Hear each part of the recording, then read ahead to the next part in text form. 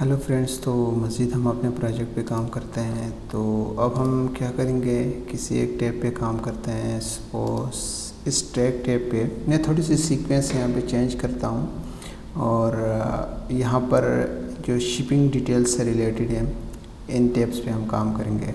तो इसके लिए क्या करेंगे, सबसे पहले हमने टॉप बार पे जाना है और यहाँ पर मैं किसी भी एक सेक्शन को कॉपी करता हूँ। यहाँ तक सपोज़ इसको मैं कॉपी करता हूँ और इसके बाद मैं यहाँ पर पेस्ट करता हूँ। मैं यहाँ पर कहता हूँ कि जो शिपिंग से रिलेटेड की डिटेल्स हैं वो यहाँ से स्टार्ट हो रही हैं और यहाँ पर ये एंड हो रही है। थोड़ी सी यहाँ पर भी हम चेंजेस करते हैं। हम यहाँ पर कहते हैं शिपिंग, सिर्फ शिपिंग ही लिखते हैं, ओके।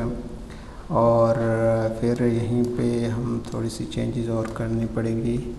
शिपिंग डिटेल्स, इसी तरह प्रोडक्ट को हटा के शिपिंग डिटेल्स। हम यहाँ पर वेरिएबल भी चेंज करते हैं, कोई भी आप रख सकते हैं। मैं सपोज रखता हूँ NZ_shipping और आप चाहे तो कुछ और भी रख सकते हैं, ठीक है। पहला ये काम हो गया। थोड़ा सा मैं अब यहाँ पर देखें रिफ़्रेश करके तो शिपिंग से रिलेटेड क्या हमारे पास टैब आ गया है, ड्रॉप डाउन लिस्ट भी आ गई। अब हमने क्या करना है, सबसे पहले इस NZ_shipping डिटेल्स पे काम करेंगे। तो इसके लिए हम यहाँ पर एडमिन एरिया में एक पेज क्रिएट करते हैं। उसका नाम देते हैं NZ_shipping। आप कुछ भी नाम दे सकते हैं, .php, ओके। ये हमारे पास पेज यहाँ पर क्रिएट हो गया। अब हम क्या करेंगे, यहाँ पर हम उन वेरिएबल्स को कॉल करेंगे। जैसे कि हमने यहाँ पर, मैं इसको क्लोज़ करता हूँ, इसकी ज़रूरत नहीं है। और यहाँ पर हमने कहा था कि NZ_shipping का एक वेरिएबल है, अगर वो URL में आ जाए तो पेज ओपन हो जाए, NZ_shipping.php ये वाला पेज ओपन हो जाए। तो ज़रा टेस्ट करते हैं इसको और रिफ़्रेश करते हैं। NZ_shipping पे हम क्लिक करें तो यहाँ पर वही पेज ओपन हो रहा है। और इसके बाद हम क्या करेंगे, अगर हम देखें तो हमारे पास ओरिजिनल जो पेज है वो कुछ इस तरह से दिखता है। सबसे पहले हम इसको डिज़ाइन करेंगे और उसके बाद हम इन फील्ड्स में जो भी डेटा होगा वो टेबल में इंसर्ट कराएंगे, ठीक। तो इसके लिए मैं क्या करता हूँ, इंसर्ट ऑफर से ये पूरा का पूरा कोड में कॉपी करता हूँ, यहाँ पर मैं पेस्ट करता हूँ। इसकी मुझे ज़रूरत नहीं है, मैं इसको डिलीट करता हूँ। ये काम हमने बहुत दफ़ा किया है, इसकी भी हमें ज़रूरत नहीं है, डिलीट करते हैं, ठीक। थोड़ी सी हम चेंजेस करते हैं। जैसे कि यहाँ पर इंसर्ट ऑफर बैनर है तो हम कहते हैं कि यहाँ पर शिपिंग डिटेल्स आ जाए। इसी तरह यहाँ पर ये भी हम डिलीट करके शिपिंग डिटेल्स रखते हैं और दैट्स इट। इसको सेव करते हैं। अब हम अपने पेज को रिफ़्रेश करें तो यहाँ पर हमारे पास वही इंफॉर्मेशन आ गई। थोड़ी सी हम क्या करते हैं, I think it's okay, okay it's okay. तो मज़ीद हमने ये काम करना है, अब ये सारा काम। तो सबसे पहले हमारे पास डेफिनेटली हेडिंग है, फिर बैनर्स वो हैं, डिफरेंट लेबल्स हैं और टेक्स्ट बॉक्सेस यूज़ हुए हैं। तो इस पे काम करते हैं। इसके लिए हम यहाँ पे आते हैं और यहाँ से डिव क्रिएट करते हैं और इस डिव को क्रिएट करते हुए हम बूटस्ट्रैप की क्लास यूज़ करेंगे। एक रो बनाएंगे और इस रो में हम एक और डिव क्रिएट करेंगे और इसके लिए हम क्लास देते हैं, हमारे पास बूटस्ट्रैप की क्लास है। क्योंकि अगर हम देखें तो यहाँ पर कुछ स्पेस एम्प्टी है, यहाँ पर भी एम्प्टी है, तो बीच में ये सारी डिटेल्स आ रही हैं। तो हम कहते हैं कि कॉलन हमारे पास हो LG3, ओके। फर्स्ट में ये यूज़ हो और बीच में जो 6 कॉलम यूज़ होंगे वो हम इस डिज़ाइन के लिए, हमारे पास जो होगा इस डिज़ाइन के लिए यूज़ करेंगे, ठीक। तो इसमें हमारे पास क्या है, तो सबसे पहले हम एक डिव यहाँ पर क्रिएट करेंगे। इस डिव में हम क्लास यूज़ करेंगे बूटस्ट्रैप की, क्योंकि हमने एक पैनल यहाँ पे बनाना है। तो पैनल और पैनल डिफ़ॉल्ट की हम क्लास यूज़ करेंगे। और फिर हमारे पास चूँकि हेडिंग है तो इसके लिए हमारे पास बूटस्ट्रैप की क्लास है, हमारे पास है पैनल हेडिंग। हम हमेशा यही क्लासेस को यूज़ करते हुए आ रहे हैं, तो यहाँ पर भी हम वही क्लास को यूज़ करेंगे। ठीक, तो हमारे पास फिर क्या है, हेडिंग है। तो हेडिंग के लिए हम हमेशा H3 का टैग यूज़ करते हुए आ रहे हैं, तो यहाँ पर भी हम क्या करेंगे, H3 का ही टैग यूज़ करेंगे और उसमें हम क्लास यूज़ करेंगे। हमारे पास क्लास है क्योंकि टाइटल है, तो पैनल टाइटल की क्लास हम यहाँ पर यूज़ करेंगे। डन, ये हो गया। इसके साथ अगर हम देखें तो इमेज है और इमेज के बाद हमारे पास यहाँ पर हेडिंग है। तो इमेज के लिए आई टैग को यूज़ करेंगे और इस आई टैग में हमारे पास क्लास होगी और कोई भी आप इमेज यूज़ करना चाहे यूज़ करें। मैं हमेशा यही यूज़ करता हुआ आ रहा हूँ, तो यही मैं यूज़ करूँगा यहाँ पर भी। ठीक है, और इसके बाद हमारे पास जो भी हेडिंग होगी मैं इसको यहीं से कॉपी करता हूँ और यहाँ पर इसके बाद मैं इसको यहाँ पे पेस्ट करता हूँ। तो अब हम रिफ़्रेश करें तो यहाँ पर हमारे पास हेडिंग भी आ गई और साथ इमेज भी आ गया। अब हमारे पास लेबल है, तो लेबल के लिए हम क्या करेंगे, तो यहाँ पर जो पैनल हेडिंग हमारे पास एंड हो रही थी, इसके बाद आएंगे और यहाँ से एक और डिव हम क्रिएट करेंगे और उसमें हम क्लास यूज़ करेंगे। हमारे पास बूटस्ट्रैप की क्लास है और क्लास यूज़ करते हुए डेफिनेटली हम यहाँ से पैनल बॉडी को स्टार्ट करेंगे। डन, और फिर चूँकि हमने डेटा को इंसर्ट कराना है डेटाबेस में, तो हम एक फॉर्म यूज़ करेंगे और फॉर्म के लिए पहले मैं इसको क्लोज़ करता हूँ ताकि बाद में हमसे मिस ना हो। अच्छी प्रैक्टिस है ये। फिर हम क्या करते हैं, इस फॉर्म में ही कहते हैं कि एक्शन जो है होगा वो कुछ भी नहीं होगा और मेथड हम इसको देते हैं पोस्ट और साथ में इंक टाइप हम देते हैं। हमारे पास इंक टाइप इसका होगा मल्टी पार्ट और फॉर्म डेटा। ओके, तो इसके बाद सारा काम हमने क्या करना है, इस फॉर्म के अंदर ही करना है। तो यहाँ पर मैं क्या करता हूँ, एक डिव क्रिएट करता हूँ। ओके, और डिव, और यहाँ पर हम एक क्लास यूज़ करेंगे बूटस्ट्रैप की और वो है हमारे पास फॉर्म ग्रुप। ओके, और इसके बाद अगर हम देखें तो सबसे पहले हमारे पास क्या है, लेबल है। तो लेबल के लिए हम यहाँ पर क्लास जो टैग है वो यूज़ करेंगे लेबल की और इसमें हमने क्लास यूज़ करना है। हमारे पास बूटस्ट्रैप की क्लास है। हम कहते हैं कि ये जो लेबल है ये 4 कॉलम्स को यूज़ करें और साथ में हम एक और क्लास यूज़ करते हैं कंट्रोल लेबल की। ओके, और फिर जो भी हमारे पास लेबल है, सपोज हम बोल्ड में यहाँ पर लिखना चाहते हैं तो बोल्ड टैग को यूज़ करके वही लेबल लिखेंगे, जैसे कि हमारे पास है शिपर नेम। ओके, और इसके बाद यहाँ पर हमारे पास डेफिनेटली टेक्स्ट बॉक्स है, तो इसके लिए हम इनपुट टैग को यूज़ करेंगे और इस इनपुट टैग में सबसे पहले हमने टाइप देनी होगी। हमारे पास हमें पता है इसकी टाइप टेक्स्ट है। नेम देना होगा। नेम हमेशा मैं जो भी टेबल में मौजूद नाम होता है मैं उसी नाम को देता हूँ, जैसे कि शिपर्स के टेबल में शिपर्स अंडरस्कोर नेम के नाम से एक कॉलन है, मैं उसी का नाम सेम इधर यहाँ पे यूज़ करता हूँ शिपर्स अंडरस्कोर नेम और हम यहाँ पर क्लास यूज़ करते हैं। इसके लिए हमारे पास है कंट्रोल है फॉर्म कंट्रोल और हम कहते हैं कि रिक्वायर्ड टैग को भी यूज़ करें क्योंकि हम नहीं चाहते हैं कि कोई एम्प्टी यहाँ पर डेटा एंटर कर सके। तो अब हम रिफ़्रेश करें तो यहाँ पर हमारे पास टेक्स्ट बॉक्स भी आ गया। तो फिर हमारे पास दूसरा लेबल है और एक और टेक्स्ट बॉक्स है।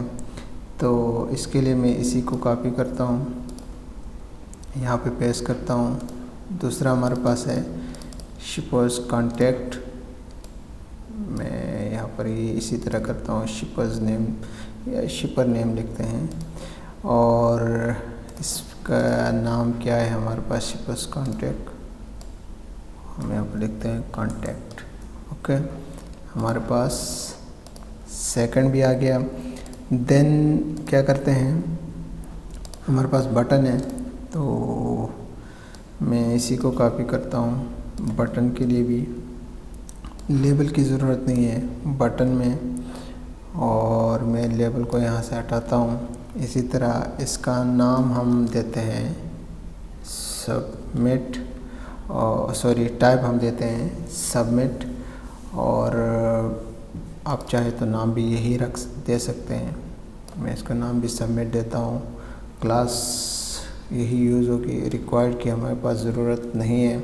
इसके अलावा ये एक बटन है, तो बटन के लिए हमारे पास BTN बूटस्ट्रैप की क्लास है और रेड कलर की है तो BTN डेंजर हम लिखेंगे। और देन क्या करते हैं, हम यहाँ पर वैल्यू भी देते हैं, कुछ न कुछ इसमें लिखा हुआ भी आना चाहिए, जैसे कि यहाँ पर है इंसर्ट शिपिंग डिटेल्स, तो हम यहाँ पर लिखते हैं इंसर्ट शिपिंग डिटेल्स। ओके, और अब हम यहाँ पर रिफ़्रेश करें तो ये आ गई, लेकिन इसका कलर चेंज नहीं हुआ है, हमने यहाँ पर मिस्टेक की थी। तो मैं यहाँ पर रिफ़्रेश करूँ तो अब हमारे पास यहाँ पर बटन भी आ गई। ओके, और आप चाहे तो यहाँ पर स्पेस भी दे सकते हैं, बट आनी चाहिए थी, आई डोंट नो व्हाई। मैं यहाँ पर चेक करता हूँ ब्रेक करके, सॉरी यहाँ पर। ओके, ये हमारे पास थोड़ी सी स्पेस आ गई, और यहाँ पर भी मैं देता हूँ ताकि थोड़ी सी स्पेस हमारे पास आ जाए। ओके, डन, अच्छा हुआ। अब हम क्या करेंगे, अब हमने इस फॉर्म को यूज़ करते हुए जो भी यहाँ पर डेटा होगा वो इस टेबल में सेव कराना है। तो इसके लिए मैं यहाँ पर एंड पे जाता हूँ, और यहाँ से हम क्या करते हैं, PHP को स्टार्ट करते हैं। और सबसे पहले मैं इफ स्टेटमेंट को लिखता हूँ इज सेट, और हम क्या करते हैं, ग्लोबल वेरिएबल को हमने यूज़ करना है पोस्ट, और हम कहते हैं कि अगर सबमिट ये पोस्ट हो जाए, ठीक है, तो क्या करें, तो कोई स्पेसिफिक फंक्शन परफॉर्म हो जाएगा। ठीक है, URL यानी कि जब भी इस बटन पे, सॉरी कहाँ पे, इस बटन पे क्लिक हो गया तो कोई स्पेसिफिक फंक्शन परफॉर्म हो जाएगा। ठीक है, तो उसके लिए हम सबसे पहले एक वेरिएबल बनाते हैं शिपर नेम के नाम से, और हम यहाँ पर भी यूज़ करते हैं क्या, पोस्ट ग्लोबल वेरिएबल को। और ठीक ये कहाँ से आएगा, जो भी हमारे पास यहाँ पर है, ठीक है। ओके, ये सबमिट होगा तो इस वेरिएबल को ये असाइन होगा। ठीक, जो भी मीन्स जो भी इस फील्ड में होगा वो हमने एक वेरिएबल बनाया और उसको हमने ये असाइन कर दिया है। ठीक, इसी तरह मैं इसको कॉपी करता हूँ। सेकंड के लिए हम यहाँ पर लिखते हैं कॉन्टैक्ट, और जो भी इस फील्ड में होगा वो असाइन होगा इस वेरिएबल को। ठीक, पहला काम हमारे पास हो गया। अब हम एक और वेरिएबल बनाते हैं इंसर्ट शिपर के नाम से। ठीक है, और देन हम यहाँ पर क्या करते हैं, इंसर्ट क्वेरी को यूज़ करते हैं। इंसर्ट इनटू, कहाँ पे इंसर्ट हो जाए, हमारे पास टेबल का नाम है शिपर्स। ओके, शिपर्स के टेबल में इंसर्ट हो जाए, और देन हमारे पास जो टेबल्स के फील्ड्स के नाम हैं वो बारी बारी हमने निकला है। शिपर्स नेम है, शिपर्स कॉन्टैक्ट है। ओके, शिपर्स नेम, सेकंड है शिपर्स कॉन्टैक्ट वैल्यू को चूँकि हमने पास कराना है तो हमारे पास वैल्यूज़ क्या होंगी वो हमने यहाँ पर लिखना है। सबसे पहले हमारे पास है शिपर्स नेम, ठीक, और फिर हमारे पास है सेकंड शिपर्स कॉन्टैक्ट, ठीक है। किया क्या हमने, सबसे पहले जो भी फील्ड में था वो हमने इन वेरिएबल्स को असाइन किया, ठीक है। जो भी फील्ड्स में था दोनों हमने 2 वेरिएबल्स बनाए, उनको असाइन कर दिए। देन क्वेरी में हमने वैल्यूज़ को पास किया और मैप कराया है। जो भी शिपर्स नेम के वेरिएबल में था वो असाइन होगा इस शिपर नेम को, शिपर कॉन्टैक्ट के वेरिएबल में जो भी था वो असाइन होगा शिपर्स कॉन्टैक्ट को, ठीक है। ये टास्क हमारा हो गया। फिर हम क्या करेंगे, यहाँ पर एक और वेरिएबल लिखते हैं। आप चाहें तो कुछ भी वेरिएबल का नाम दे सकते हैं और MySQLi क्वेरी को हम यूज़ करेंगे। और सबसे पहले हमारे पास हमने कनेक्शन को बताना होगा, ठीक है। और इंसर्ट शिपर जो भी इसमें होगा, ठीक है, उसके अगेंस्ट स्पेसिफिक फंक्शन परफॉर्म करेगा और इस वेरिएबल को ये असाइन करेगा। और इसके बाद हम कहते हैं कि जो भी टास्क सक्सेसफुली असाइन हुआ है इस वेरिएबल को, ठीक है, जो भी इसमें है और वो सक्सेसफुली हुआ है तो कुछ स्पेसिफिक फंक्शंस परफॉर्म करे, जैसे कि हम यहाँ पर इको करते हैं और देन हम एक स्क्रिप्ट लिखते हैं यहाँ पर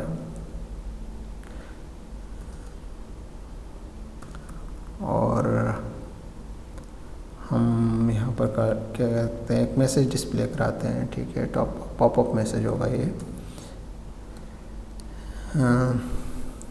शिपर्स डिटेल्स इंसर्टेड सक्सेसफुली। जो भी आपने मैसेज डिस्प्ले कराना चाहें वो आप करा सकते हैं। और इसी तरह एक और हम यहाँ पर स्क्रिप्ट लिखेंगे, इको,